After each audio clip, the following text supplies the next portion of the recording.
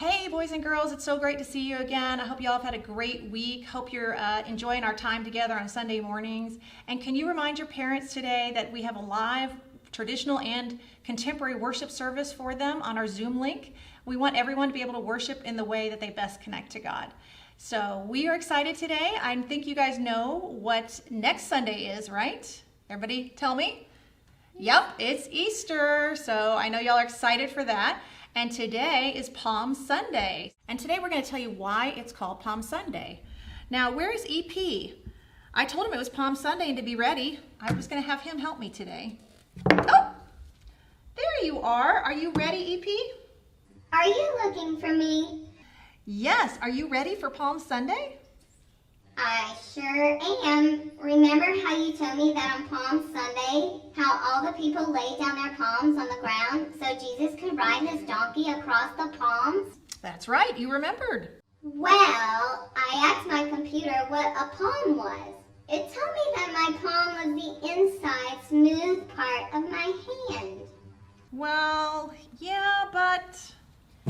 And I figured that since we were going to let Jesus walk across the palm of our hands, that I would be ready. So I brought... Oh. Okay, well, no, EP 320, that's not quite right. I know it's not right, because that is going to hurt if Jesus walks on the palm of our hands. So I brought you a little pair of gloves to cover your hands, so we both won't get hurt when Jesus walks across our hands. No, that's not what I mean. That is not the kind of palm we're talking about when we say Palm Sunday. It's not? No, it's not. But that was very nice of you to bring me a pair of gloves too to protect my hands. The type of palm we're talking about that they threw down in front of Jesus was the kind of palm that grows on a tree. Really? Wow, I'll bet that looks funny, with all those hands growing on a tree. Well, they don't really look so much like hands. A palm looks kind of like a big green leafy fan. Really? Yes, in fact, here's some right here. We can pretend that we are laying down these palms in front of Jesus, just like those people did in that time. Well, thank you. But why did the people throw these palm leaves down in front of Jesus? Right, they were so excited that King Jesus, the Messiah, was coming into their town. He had been so nice to them and had done so many wonderful things. And they were so happy to see him. That's the way they treated their triumphant kings when they came to town. What is a triumphant king?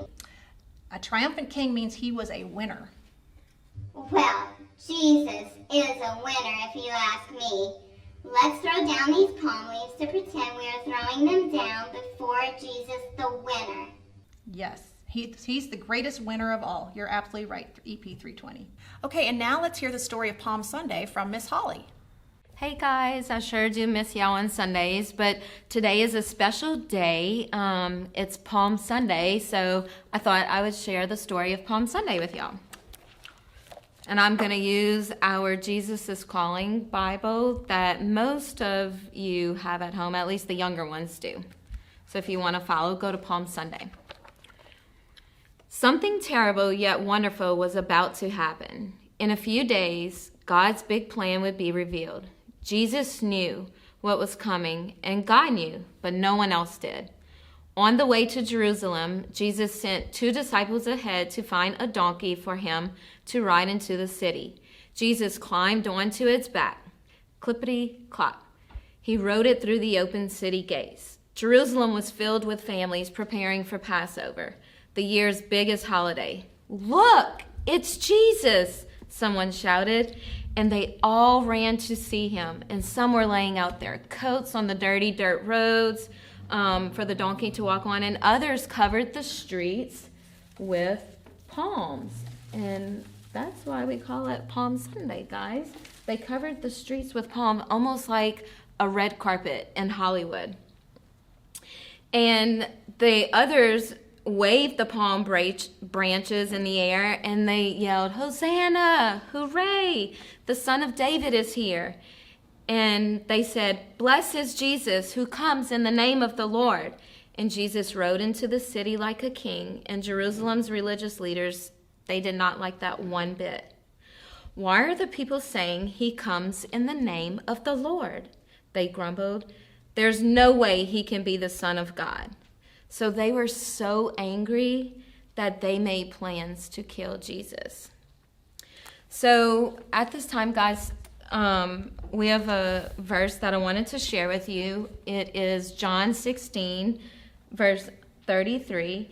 In this world, you will have trouble, but take heart. I have overcome the world. So just remember, guys, God is bigger than what's going on in the world right now. Through him, we find peace and strength, and we're going to come out of this so much stronger and better than we were before. And in the story, I want you to remember that, there's times in life that we go through when people are not so nice to us. They are mean. Jesus felt that. He experienced that.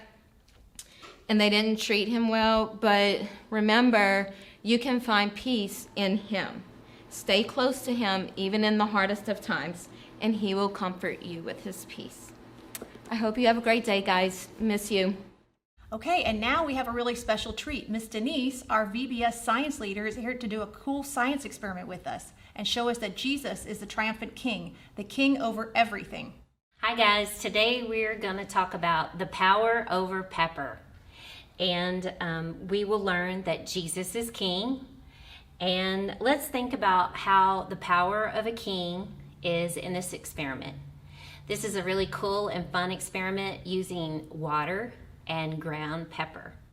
All right, so to do the experiment, you just need a bowl or a white plate, plain water out of the faucet, some finely ground black pepper, and some liquid detergent, and a towel just to wipe your hands. So the first thing we're going to do is just pour the water into the bowl or plate.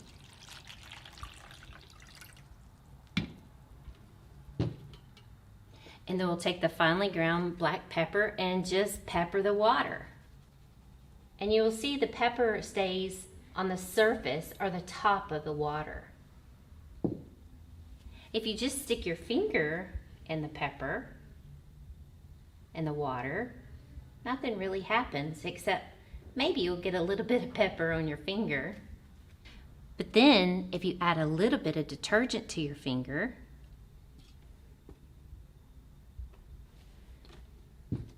and then stick your finger with the detergent and the water, watch what happens to the pepper.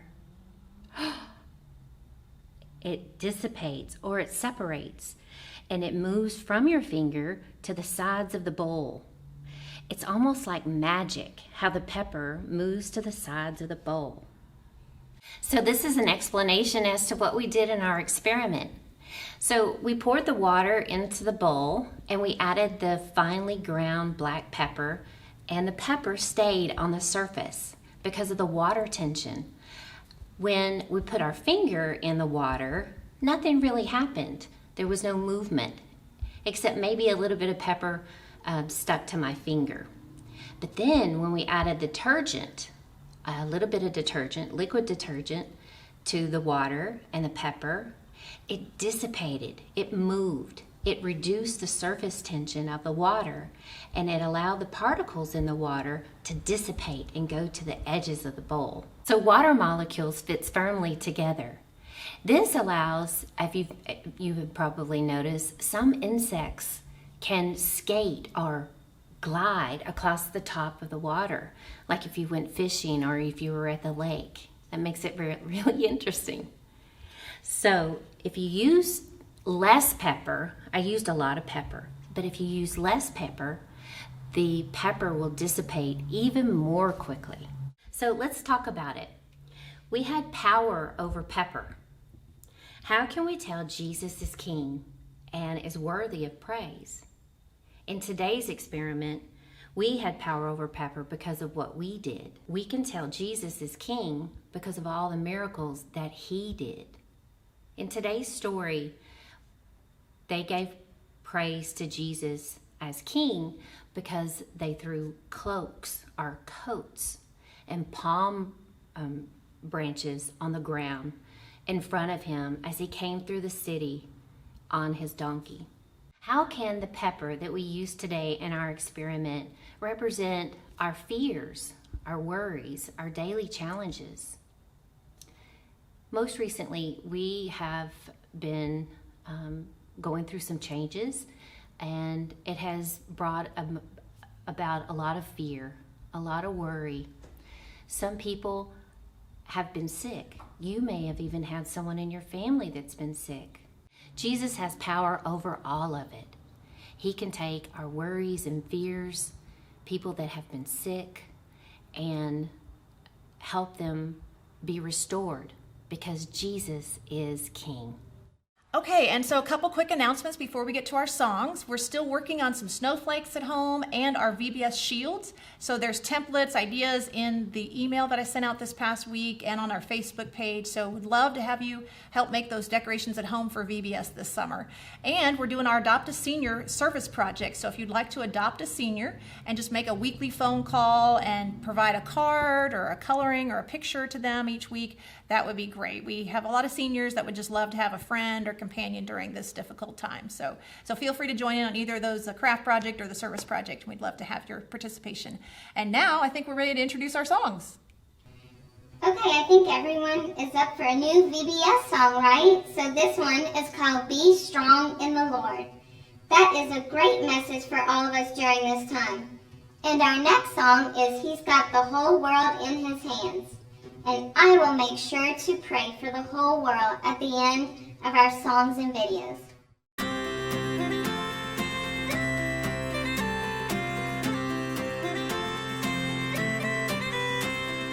Be strong in the Lord, in the strength of His power. Be strong in the Lord and in His mighty power. When it feels like hope is gone, be strong, be strong. I will keep on keeping on and be strong in the Lord. Be strong in the Lord, in the strength of His power.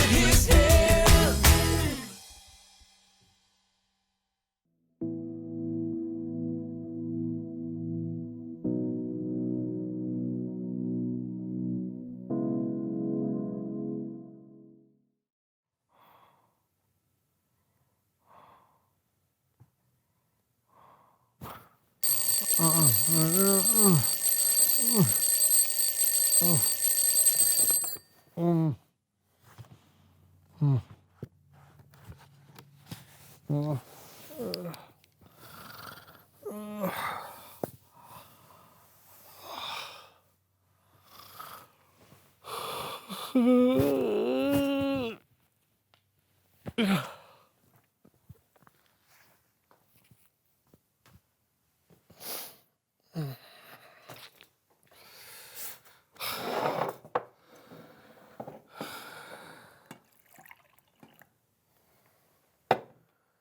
you. Yep.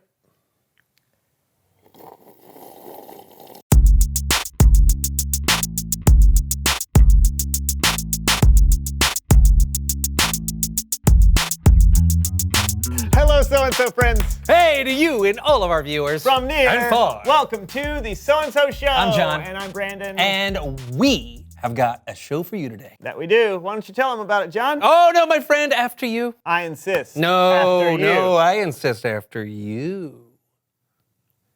It's time to play a game we call After You! And now for everyone's favorite game show, After You. This is a game that requires humility, where you want to put the other person first. So, after you. What am I supposed to do? We're going to balance a cup of water on a book, on our heads. Okay. Water balancing.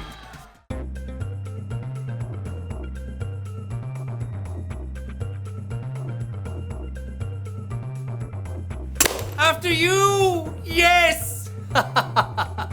Holding your breath in a bucket of water.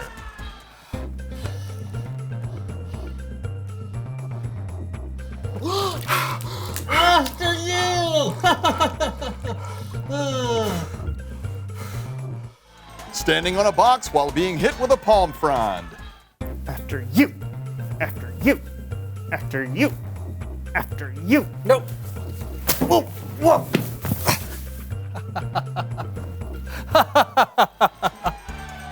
Keeping a grape in your mouth. What does it have to do with humility? What? I said, what does this have to... Oh. After you!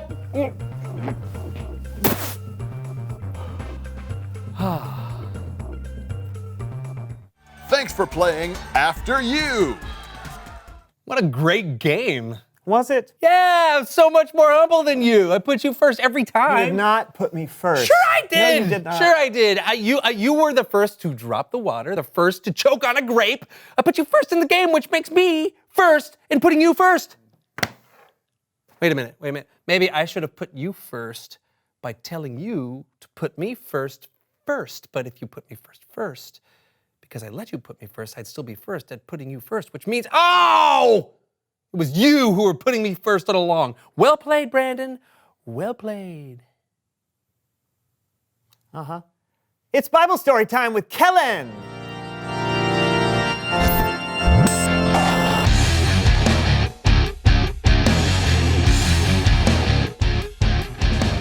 What's up, guys? Not too much, Kellen. Just being soups humble. Oh, yeah? Well, then I've got a story for you.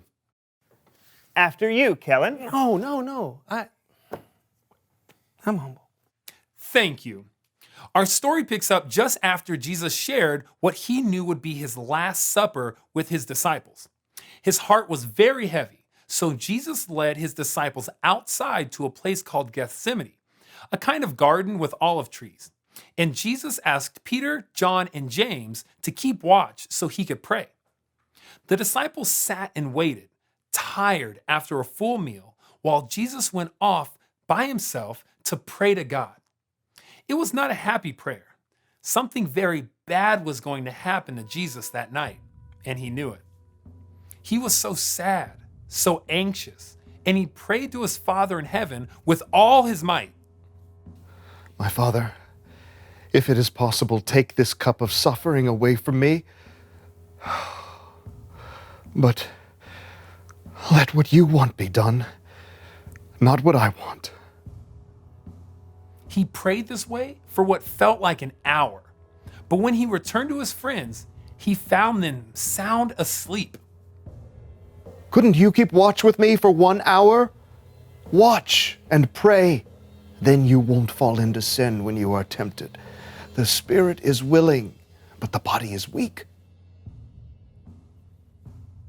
3 times, Jesus asked his disciples to stay awake while he prayed, and each time, his friends fell asleep. And then it happened. Are you still sleeping? Look, the hour has come. The Son of Man is about to be handed over to sinners. Get up. Let us go. Here comes the one who is handing me over to them. The disciples watched horrified as Judas, one of their friends, came up to Jesus, followed by a large crowd armed with clubs and swords. Greetings, Rabbi. Friend, do what you came to do. Judas went to Jesus at once and kissed him. This was Judas' signal to the armed men that Jesus was the one they should arrest. When they saw the signal, they grabbed Jesus. That's when Peter leapt into action.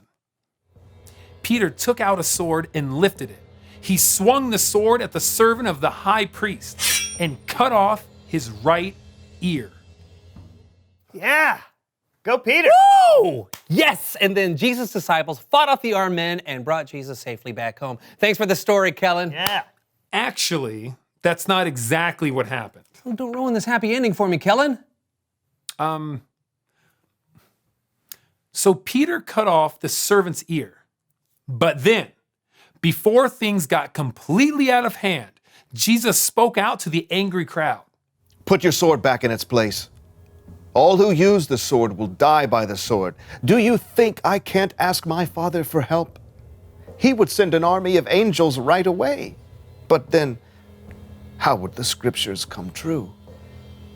They say it must happen in this way. Then Jesus touched the man's ear and healed him. But Jesus' disciples, his friends, ran, leaving Jesus alone. He was arrested and taken away. To be continued. That's not happy at all. I know, but that's what happened. In fact, things got even worse after that. Worse? I don't get why Jesus was arrested in the first place. He didn't do anything wrong. True. And if he could have called an army of angels to save the day, why didn't he do that? Well, it's like what Jesus said when he was praying. He told God, "Let what you want be done, not what I want." Sure, he didn't deserve to be arrested. And sure, he could have easily done something miraculous to save himself. But Jesus knew that God had a bigger plan, so he put God first. And really, by putting God first, he was putting us first, because we were the reason God sent Jesus in the first place. Oh, so it is a happy ending? You'll have to wait until next time to find out. Ah, rats. Or, you could ask somebody how it ends, or read it in the Bible. It's a very famous story. Great idea, Kellen. Thank you for the story. Yeah, thanks. No problemo. I'll see you guys later.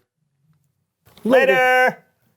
Okay, so now we know where to turn to find out how to put others first. Yeah, the After You game. Oh, Jesus. Oh, right. Jesus. Jesus put his friends first, even though they fell asleep when they should have been keeping watch. His enemies, too. He actually healed one of the guys who came to arrest him. He put everyone first, which brings me to a question. Oh, reveal the question.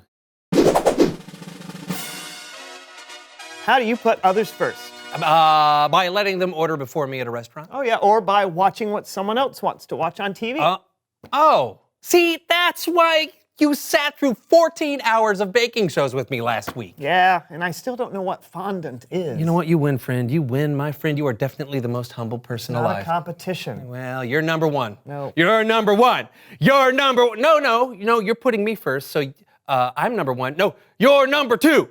You're number two. Talk about it together. You're number two. How do you put others first? And we'll see you next time on the So-and-So Show. Can we go now? Oh, after you. Okay. See? Now I'm number two. I'm number two. I'm number two. Wait. Ancient Romans used to use grapes as earplugs. I can't hear you. I've got a grape in my ear. I have a grape in my ear. I can't hear you. Do you know what they used to use grapes for as well? Like so. When they swim. Oh, you knocked one of my. I can hear.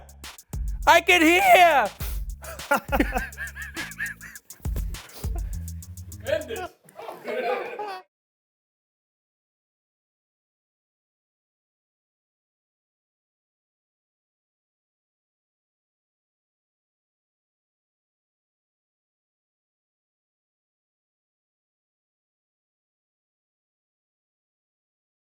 Dear God, we need you more than ever right now.